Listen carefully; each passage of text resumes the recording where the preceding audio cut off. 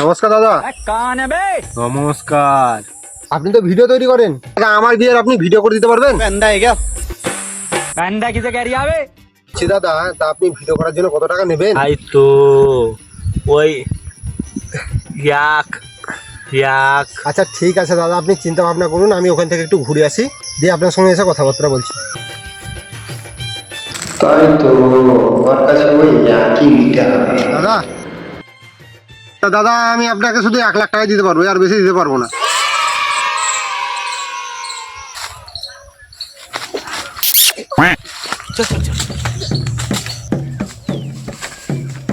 গাড়ি স্টার্ট কর।